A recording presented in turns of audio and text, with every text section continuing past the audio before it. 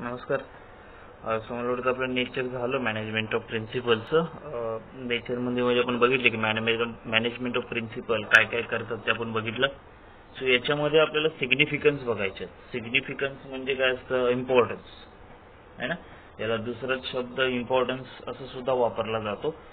Management of principal significance त्याचं बघायचं. याचा अर्थ की इम्पॉर्टन्स काय आहे त्याचं, म्हणजे मॅनेजमेंट प्रिन्सिपल का वापरायचे, का गरजेचे आहे ते वापरणं. सो बघा, as we discuss the nature of principle of management, it can be said that management principle are applicable everywhere.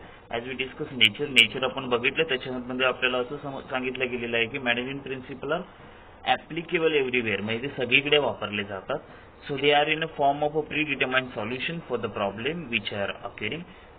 They are in a form, म्हणजे ते काय सांगितलं, एक they are form in a pre determined solution, म्हणजे ते एक आधीच तयार केलेले सॉल्युशन असतं for the problems which are recurring.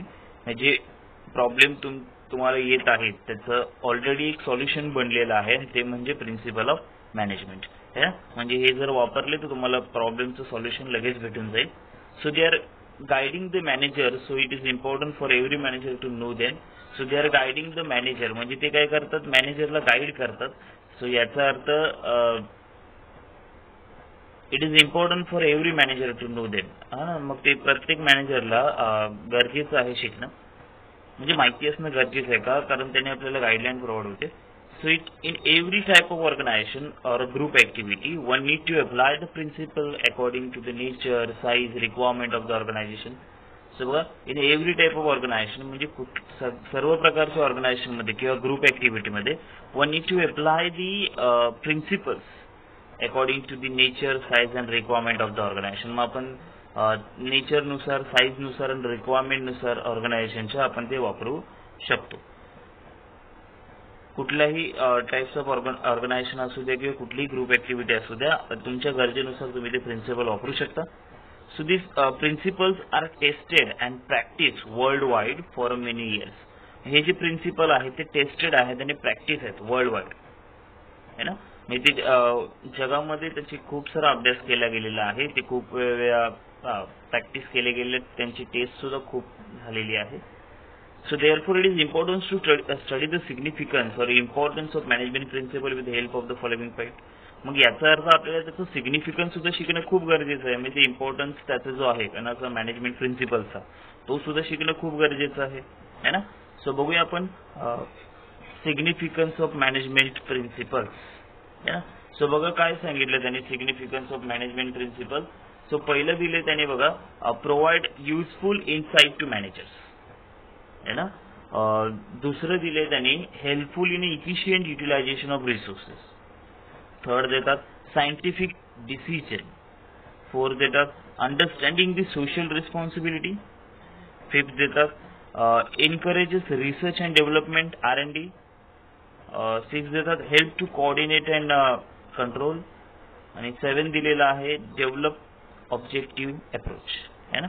म्हणजे असे 7 पॉईंट आहेत. त्याने आपल्याला सिग्निफिकन्स समजणार आहे प्रिन्सिपल ऑफ मॅनेजमेंटचं.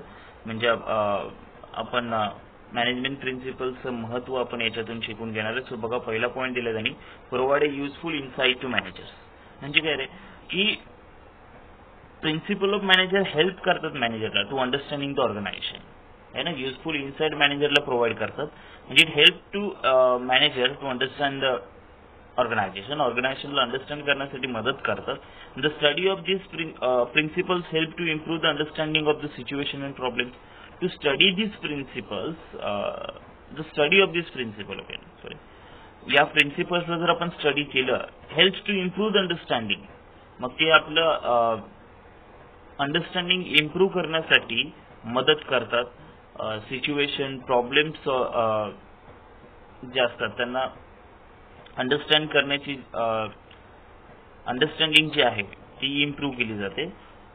सो बघा काय सांगितलं स्टार्टिंग पासून बघा, the principle of management help करतात मॅनेजरला ऑर्गनायझेशन अंडरस्टँड करण्यासाठी.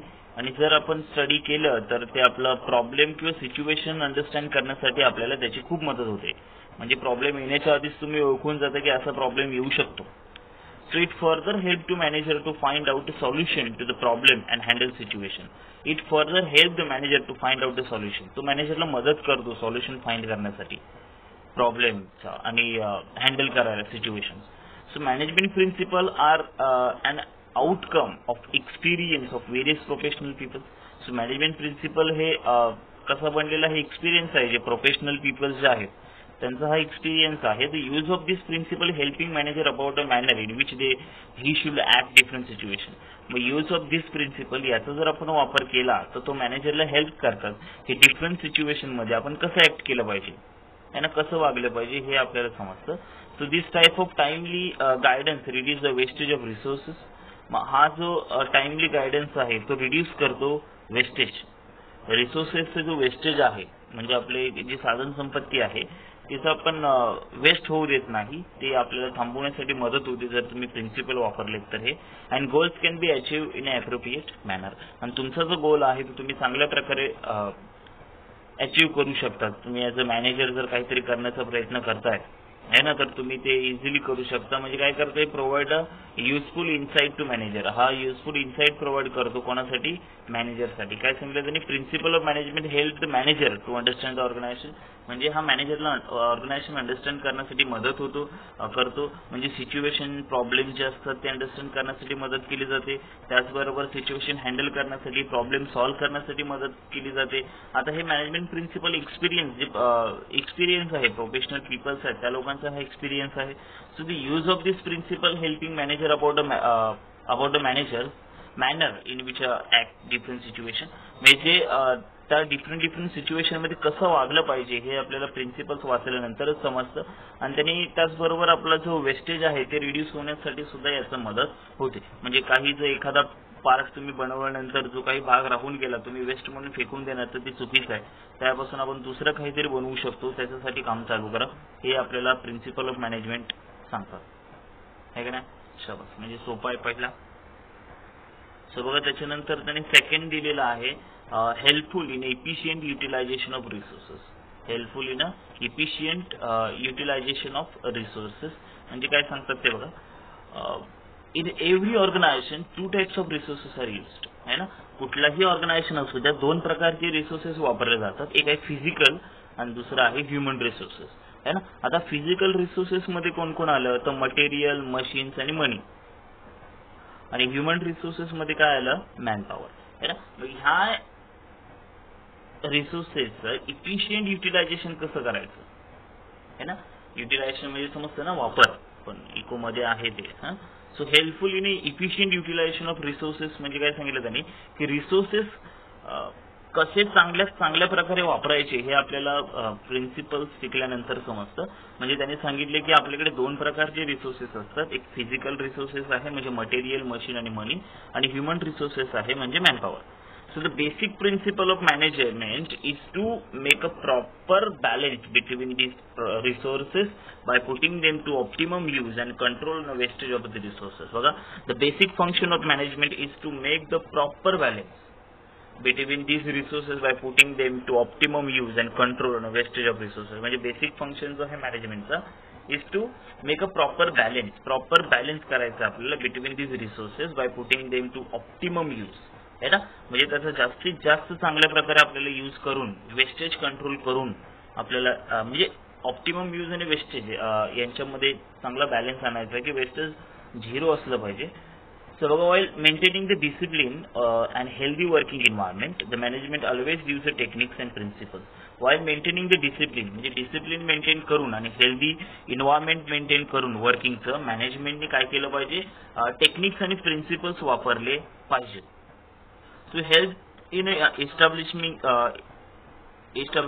the cordial relationship between the management and employee, which increase the efficiency level of employee and also affect the effective administration. बघा काय त्यांनी सांगितलं it helps in establishing the cordial relationship between management and employee यांच्यामधलं relationship चांगलं करण्याचा मदत करतं हे प्रिन्सिपल है ना. त्याचबरोबर इफिशियन्सी सुद्धा एम्प्लॉयची वाढते त्यामुळे इफेक्टिव्ह ऍडमिनिस्ट्रेशन तर त्याच्यावरती सुद्धा परिणाम होतो. फॉर एक्झाम्पल बघा, use of a standard tools machinery help to increase the quality और productivity as well as increasing level of efficiency of human resources. म्हणजे तुम्ही चांगल्या प्रकारचे टूल्स वापरताय, मशिनरी जर तुमची बेस्ट क्वालिटी आहे तर मग तुमची प्रोडक्टिव्हिटी सुद्धा बेस्ट क्वालिटीच होणार आहे आणि त्याच्यामुळे ह्युमन रिसोर्सेस म्हणजे एम्प्लॉईजची इफिशियन्सी आहे ना ते अजून वाढणार आहे ना. म्हणजे हे आपले जे रिसोर्सेस आहेत ना ते इफिशियंटली कसे यूज करायचे हे आपल्याला प्रिन्सिपल शिकवतात. म्हणजे कुठे जास्त लक्ष दिलं पाहिजे, कुठे कमी लक्ष दिलं पाहिजे है ना. तुम्ही वर्कर्सला सांगताय काम करा, पण त्यांना काम करण्यासाठी तशी तुम्ही अवजार उपलब्ध करून द्या, ते चांगल्यातलं चांगलं अजून प्रकारे काम करतील है ना. सो त्याच्यावरती आपण जास्तीत जास्त भर दिला पाहिजे है ना. मग रिसोर्सेस नीट वापरा आणि याच्यामध्ये मॅन पॉवर हा खूप मोठा रिसोर्सेस आहे, बरोबर. तुम्ही कितीही मशीन्स वापरल्या तरी त्यांना हँडल करण्यासाठी आपल्याला मॅन पॉवरच लागते. ओके, सो त्याच्यावरती जास्त भर द्या. सो नंतर बघा सायंटिफिक डिसिजन. काय आहे सायंटिफिक डिसिजन? सो बघा, in a business organization a scientific decision means a systematic और balance decision. In a business organization त्यांनी काय सांगितलं, सायंटिफिक डिसिजन म्हणजे काय रे, सिस्टमॅटिक और बॅलन्स डिसिजन जे आहे ते आपल्याला घेण्यासाठी याच्यामध्ये मदत करतो. सायंटिफिक डिसिजन नीट घ्यायचं, कसं असलं पाहिजे, सिस्टमॅटिक असलं पाहिजे आणि बॅलन्स असलं पाहिजे. बघा, in a business organization scientific decision म्हणजे काय रे, सिस्टमॅटिक आणि balance decision.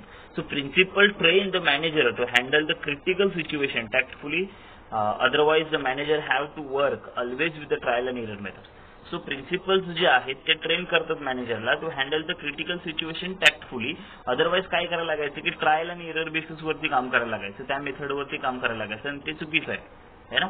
So with use of the various management principle, one can get an idea about how to analyze the situation and to research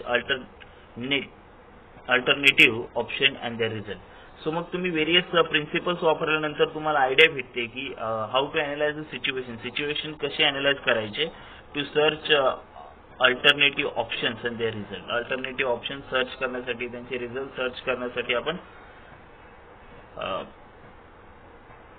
principles कसे वापरू शकतो हे आपल्याला समजतं. सो बघा, सायंटिफिक डिसिजन समजलं आपल्याला, बॅलन्स आणि सिस्टमॅटिक डिसिजन आपल्याला द्यायचं. सो ट्रायल आणि एरर बेसिसवरती काम न करता मॅनेजरला टॅक्टिकली काम करण्यासाठी म्हणजे डिसिजन घेण्यामध्ये खूप मोठी मदत करतात कोण, प्रिन्सिपल ऑफ मॅनेजमेंट. त्याच्यामुळे ते गरजेचे आहे. ओके, हे पण सोपं आहे. बघा, 4th पॉईंट काय दिलं त्यांनी, understanding the social responsibility. Understanding the social responsibility काय सांगतात बघा ते, की तुम्ही सोशल रिस्पॉन्सिबिलिटी सुद्धा अंडरस्टँड केली पाहिजे. की लक्षात ठेवा, तुम्ही कंपनी खोलली आहे ना, म्हणजे तुम्ही बिझनेसमॅन झाला, पण तुम्ही सोसायटीमध्ये बिझनेस करता है ना. म्हणजे तुमच्या आजूबाजूला लोक राहतात आहे ना, त्यांच्यामुळे तुमचा बिझनेस चाललेला आहे. सो तुम्ही त्यांच्यासाठी सुद्धा काहीतरी करणं गरजेचं आहे. तुम्ही प्रोडक्ट बनवून देताय मान्य आहे, पण त्याच्या व्यतिरिक्त तुम्हाला एक्स्ट्रा ऍक्टिव्हिटीज त्यांच्यासाठी करणं गरजेचं आहे. सो बघा, सोशल रिस्पॉन्सिबिलिटी आपल्याला समजतात जेव्हा तुम्ही प्रिन्सिपल्स वाचता तेव्हा. सो बघा, management principle are based on the every aspects of organization. Management principle हे एव्हरी एस्पेक्ट्स ऑफ ऑर्गनायझेशन वरती बेस्ड आहेत आणि they are not developed only from a view point of handling the resources effectively, but they guide management in understanding the social responsibility of the organization. बघा, management principle are based on every aspects of organization है ना. हे management principle कशावरती based आहेत, every aspects, ऑर्गनायझेशनच्या प्रत्येक aspect वरती based आहेत.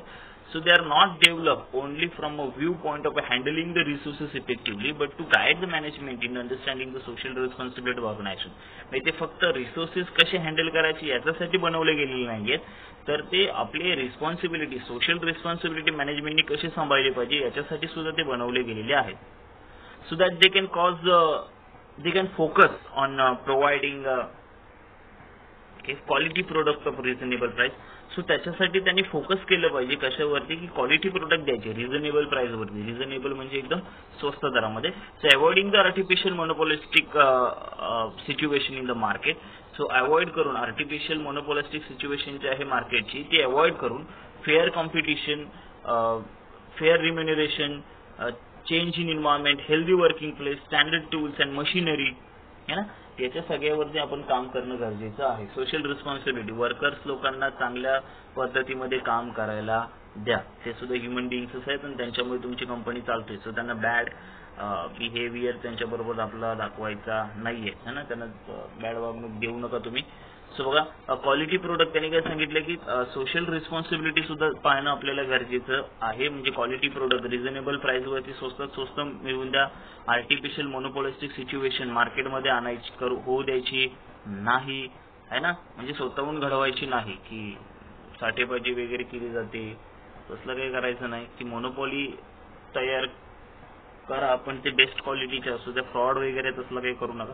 सो फेअर कॉम्पिटिशन तुमची फेअर असली पाहिजे. कॉम्पिटिशन करताय तर चांगली कॉम्पिटिशन करा, फेअर रिम्युनरेशन, चांगला पगार द्या, एन्व्हायरमेंट चेंजवरती लक्ष द्या, हेल्दी वर्किंग प्लेस ठेवा आणि स्टँडर्ड टूल्स अँड मशिनरी वापरा. हे तुमची सोशल रिस्पॉन्सिबिलिटी सुद्धा आहे. मग ही सोशल रिस्पॉन्सिबिलिटी अंडरस्टँड करण्यासाठी आपल्याला मदत होते जेव्हा तुम्ही प्रिन्सिपल्स शिकता तेव्हा. सोपं आहे. आता 5वा पॉईंट काय दिलाय, encourage research and development, R&D. सगळ्यात मोठा पॉईंट जर तुम्हाला कंपनी स्थापन करायची असेल तर याच्यावरती काम करायचं, रिसर्च अँड डेव्हलपमेंट आहे ना. R&D खूप इम्पॉर्टंट आहे ना. म्हणजे कसं काय इम्पॉर्टंट आहे. सो बघा प्रत्येक ह्याच्यामध्ये तुम्हाला R&D करणं गरजेचं आहे. वर्कर नीट काम करत नाहीत का, रिसर्च करा, बरोबर आहे. डेव्हलपमेंट आणा त्याच्यामध्ये. मशिनरी वीक पडत असेल का, वीक पडते, रिसर्च करा है ना. Company research and development, market research करा, डेव्हलप करा, हे सगळं आपल्याला करायला लागतं. सो बघा आता काय सांगितलं, इनकरेज करतं रिसर्च अँड डेव्हलपमेंट. तुम्ही रिसर्च अँड डेव्हलपमेंट शिकला की तुमची कंपनी खूप मोठी होणार बघा. So principle of management are dynamic. Principles of management जे आहेत ना ते डायनामिक आहेत है ना. ते चमत्कार घडवून आणू शकतात, तुम्हाला खूप मोठे करू शकतात ते लोक. सो बघा जर nature goes on changing along with the changing the business world है ना. त्यांचा जो नेचर आहे ना तो चेंज होतो, जसं जसं बिझनेस वर्ल्ड चेंज होणार आहे तसं तसं ते चेंज होणार आहे ना. So over a year they have developed to suit a current needs and it's enable to manage to bring a consistence improvement in them. बघा over a year they have developed to suit a current need है ना. Over year ते कसे develop झालेले आहेत की current जी need आहे, आताची जी गरज आहे ते भागवण्यासाठी तयार झालेले आहेत. So it enable to it enables the manager to bring the consistent improvement in them. आणि मग त्याच्यामध्ये मॅनेजर काय करू शकतो, इम्प्रुव्हमेंट आणू शकतो. So management adopt the new trends at working place automatically. आणि त्याच्यामुळे मॅनेजमेंट काय करतं, न्यू ट्रेंड्स अडॉप्ट करतो वर्किंग प्लेसला ऑटोमॅटिकली है ना. म्हणजे कसं की आपल्यामध्ये वर्किंग समजा लूज पडते तर नक्की काय होतंय हे अभ्यास करून ते आपल्याला तशा न्यू ट्रेंड्स अडॉप्ट करण्यासाठी मदत होते. So guidelines help the manager to make a comparison, use principle with its expected outcome है ना. सो गाईडलाईन हेल्प करतात मॅनेजमेंटला to make a comparison of use principle expectation outcome. म्हणजे तुम्ही प्रिन्सिपल्स वापरल्यानंतर तुम्हाला कशी इम्प्रुव्हमेंट झाली, गाईडलाईन्सने आपल्याला कशी मदत केली, तुम्ही कंपॅरिझन करून बघू शकता मग है ना. तुम्हाला माहिती नव्हतं तेव्हा तुमचा परफॉर्मन्स कसा होता, आता माहिती झाल्यानंतर तुमचा परफॉर्मन्स कसा झाला हे समजायला मदत होते. If needed management can modify the principles. जर गरज असेल तर मॅनेजमेंट काय करू शकते, प्रिन्सिपल्स मॉडिफाय करू शकते according to the situation of the management, having liberty to take a decision their own है ना. की ते स्वतः डिसिजन घेऊन काय करू शकता, तुम्ही प्रिन्सिपल मॉडिफाय करू शकता, चेंज करू शकता. So this training help in developing the scientific approach toward the research and development. हे ट्रेनिंग हेल्प करतं डेव्हलप करण्यासाठी scientific approach toward the research and development and the growth and development of organisation. Growth आणि development ऑर्गनायझेशनच्या सुद्धा हे करण्यासाठी मदत होते. For example R&D department always works on finding a new techniques in a field of a production. So R&D department जे आहे that always work on finding a new techniques है ना. ऑलवेज वर्क करतात नवीन नवीन टेक्निक्स फाइंड करण्यासाठी in field of production, finance, marketing, human resources. याच्या नवीन नवीन फील्डमध्ये टेक्निक्समध्ये नवीन टेक्निक्स शोधण्यासाठी आपल्याला मदत होते R&D है ना. सो रिसर्च अँड डेव्हलपमेंटवरती सुद्धा तुम्ही भर द्या है ना. रिसर्च अँड डेव्हलपमेंट म्हणजे रिसर्च करायची की हा प्रॉब्लेम का होतो त्याच्याबद्दल, त्याचबरोबर आपण कुठे कुठे कमी पडतो हे बघत चला आणि त्यानुसार स्वतःमध्ये डेव्हलपमेंट करायची. दुसऱ्यांच्या चुका बघत बसू नका, त्यांच्या चुकांमधून शिका, त्यांना दाखवायची गरज नाहीये है ना. आपण फक्त शिकत राहायचं, त्यांच्याशी भांडत बसतो तर आपल्याकडे कधी कमी टाइम भेटेल. ठीक आहे. सो सोपा आहे रिसर्च अँड डेव्हलपमेंट. बघा the 6th point, help to coordinate and control help to coordinate and control. हे प्रिन्सिपल्स वापरून तुम्ही कोऑर्डिनेट अँड कंट्रोल करण्यासाठी मदत होते. म्हणजे कसं रे, management principles are guidelines for the better coordination and control. Management principle हे गाईडलाईन आहे for better coordination and control है ना. म्हणजे मॅनेजमेंट प्रिन्सिपलने तुम्ही कोऑर्डिनेशन कंट्रोल चांगल्या प्रकारे आणू शकता. ते जर वाचलं तुम्ही तर it is very challenging to create a coordination and cooperation among the different employ. हे खूप चॅलेंजिंग आहे की काय नाही कोऑर्डिनेशन आणणे आणि कोऑपरेशन आणणे among the different employees working in a different department. It is also difficult task for the manager to keep control on a performance of the employ. आणि खूप डिफिकल्ट सुद्धा आहे मॅनेजरसाठी की काय करणे, कंट्रोल ठेवणे परफॉर्मन्स वरती एम्प्लॉईजच्या. So management principle offer a suitable system for establishing the coordination control है ना. काय सांगितलं त्याने, मॅनेजमेंट प्रिन्सिपल गाईडलाईन्स प्रोव्हाइड करतात बेटर कोऑर्डिनेशन कंट्रोलसाठी. It is very challenging to create coordination है ना. एम्प्लॉईज मध्ये डिफरंट डिपार्टमेंट्स मध्ये कोऑर्डिनेशन आणणं खूप कठीण काम आहे. कंट्रोल ठेवणं त्यांच्यावरती खूप कठीण काम आहे. आपल्याला माहिती आहे आपण ह्युमन्स बिईंगला हँडल करू शकत नाही है ना. हे खूप डिफिकल्ट आहे. So it is also difficult task for the manager to keep control on the performance of the employee. हे डिफिकल्ट आहे टास्क आहे मॅनेजरला कंट्रोल ठेवणं परफॉर्मन्स वरती एम्प्लॉईजच्या. So management principles offer suitable system while establishing the coordination and control. So management principle offer करतात suitable system while establishing and coordination and control है ना. सो कोऑर्डिनेशन कंट्रोल आणण्यासाठी सुद्धा आपल्याला प्रिन्सिपल ऑफ मॅनेजमेंट काय करतात, मदत करतात है ना. सोपा आहे. शाबास. The last is develop objective approach है ना. आपण ऑब्जेक्टिव्ह अप्रोच सुद्धा डेव्हलप करू शकतो याच्यानी. म्हणजे काय रे, with the help of various principle of management one can develop the objective approach है ना. तुम्ही ऑब्जेक्टिव्ह अप्रोच स्वतःमध्ये डेव्हलप करू शकता प्रिन्सिपल ऑफ मॅनेजमेंट वाचल्यानंतर. सो म्हणजे काय, manager can identify the business opportunity है ना. म्हणजे तुम्हाला समजू शकते की अपॉर्च्युनिटी आहे, ही बिझनेस अपॉर्च्युनिटी आहे, ही जर आपण ग्रॅब केली तर खूप आपल्याला फायदा होईल. हे सगळं प्रिन्सिपल वाचल्यानंतर समजतं आपण. So root cause of the problem, correct the manner and provide appropriate solution. root cause of the problem है ना. म्हणजे हा प्रॉब्लेम झाला त्याचं नक्की कारण काय आहे, मग त्याला करेक्ट मॅनर नुसार तो प्रॉब्लेम सॉल्व्ह करायचा, सॉल्युशन प्रोव्हाइड करायचं त्याला. सो हा ऑब्जेक्टिव्ह अप्रोच आहे, तो आपल्यामध्ये डेव्हलप होतो है ना. म्हणजे मार्केटला घाबरून न जाता स्वतः तिकडे सिच्युएशन चांगली करायला जायचं. So it help confidence in the minds of the managers.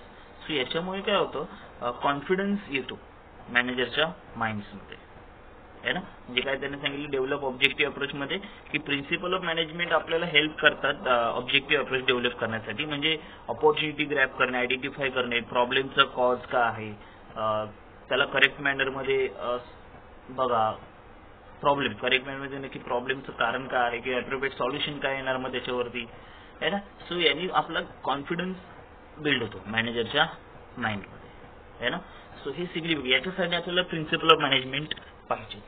बरोबर आहे. एकदम सोपं पॉईंट आहेत, मला वाटतं आरामात पाठ होऊन सुद्धा जातील. सो तुम्हाला समजले सुद्धा असतील. त्यांनी काय सांगितलं प्रिन्सिपल ऑफ मॅनेजमेंट मध्ये पहिलं की provide a useful insight of मॅनेजरला सगळं शिकवलं जातं, प्रॉब्लेम कसे सॉल्व्ह करायचे, सिच्युएशन कशी हँडल करायची है ना. त्याच्यानंतर एफिशियंट युटिलायझेशन, आपले जे रिसोर्सेस आहेत ते कसे वापरायचे यांना झिरो वेस्टेज करायचं, हे सगळं शिकवलं जातं. त्याचबरोबर सायंटिफिक डिसिजन कसे घ्यायचे, सिस्टमॅटिक बॅलन्स डिसिजन कसे असले पाहिजेत हे आपल्याला समजतं. अंडरस्टँडिंग द सोशल रिस्पॉन्सिबिलिटी, बिझनेसमॅनला सोशल रिस्पॉन्सिबिलिटी सुद्धा आहेत, ते काय काय आहे ते समजायला आपल्याला मदत होते. नंतर encourages the research and development है ना. रिसर्च अँड डेव्हलपमेंटला इनकरेज करण्यासाठी आपल्याला मदत होते. म्हणजे R&D वर काम करण्यासाठी मदत सवय लागते. नंतर help to coordinate and control, coordination आणि कंट्रोल आणण्यासाठी मदत होते एम्प्लॉईज मध्ये आणि डिपार्टमेंट्स मध्ये. So develop the objective approach, स्वतःमध्ये ऑब्जेक्टिव्ह अप्रोच डेव्हलप होतो है ना. सो खूप इझी आहे मला वाटतं हा प्रश्न. त्याच्यानंतर केरीज आहेत पुढे. सो हा क्वेश्चन सुद्धा खूप इम्पॉर्टंट आहे, तो आलेला आहे परीक्षेला. सो आपण हा केला पाहिजे है ना. होऊन जाईल, काही अवघड नाहीये, तुम्ही नीट अभ्यास करताय है ना. सो पटापट हे नीट समजून घ्या है ना. पाठांतर तर करा, त्याच्या पहिलं समजून घ्या है ना. आपल्याला माहिती आहे की जॉब पेक्षा बिझनेस खूप खतरनाक गोष्ट आहे. ती जर तुम्हाला करता आली तर तुम्ही खूप सक्सेसफुल, अजून चांगल्या प्रकारे तुमची लाईफस्टाईल वाढू शकते है ना. सो बिझनेस करण्याचा ट्राय करा है ना. त्यासाठी तुम्ही कॉमर्स नीट शिकणे गरजेचे आहे, कारण कॉमर्स म्हणजे बिझनेस आहे ना. सगळे आपण जमेल, नीट करा. काय डाऊट असेल तर मग विचारा मला है ना. ठीक आहे, बघूया. जय हिंद, जय महाराष्ट्र.